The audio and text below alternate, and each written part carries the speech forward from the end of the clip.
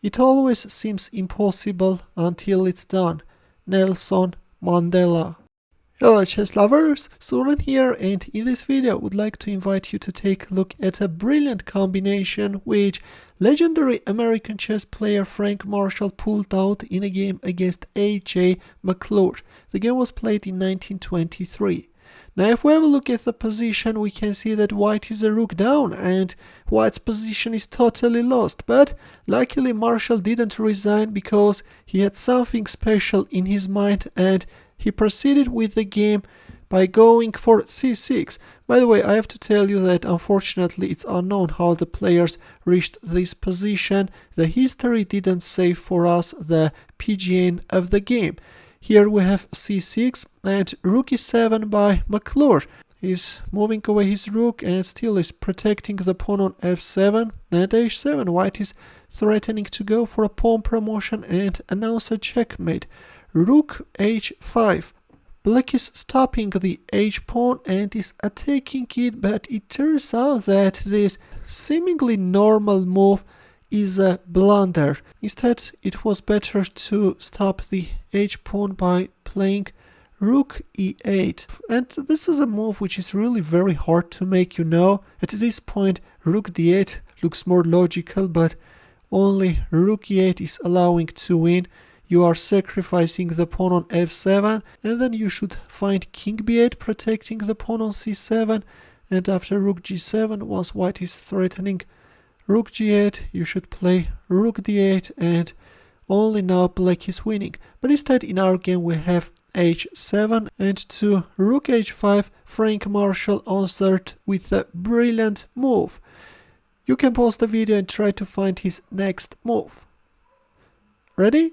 Now look, relying on the fact that white king is on a very fitting square, white is pulling off a brilliant swindle by using the entombment technique. Here Frank Marshall played rook h6. He's sacrificing his rook, and after rook takes h6 he goes for a pawn promotion. This time he is offering his queen and b5. Yes, after b5 it turns out that whatever black plays except for rook d7, the game is going to end up in a stalemate. It's black to move, black has 2 extra rooks, but this is a draw. Of course, you can prolong the game by playing rook d7, but after c takes d7 there is not much you can do. The threat is d8. And if you try a move like c6 trying to go for a win, then you can even lose the game. That's why in our game after rook h8 b5 the players agreed to a draw. But the interesting thing is that instead of playing rook h6 there are many other ways of drawing the game. In here white can also go for rook takes f7 and then h8 with a similar idea, or play rook g6 threatening checkmate, or can even play rook f5, and yeah, if you move away your rook then rook f4 can be played, or you can force a quick draw by giving up the rook h5, and yes, again white is achieving a draw.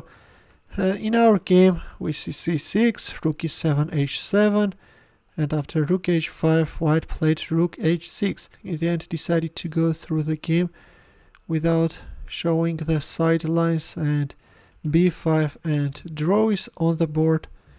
If for example rook e6, then this is a stalemate.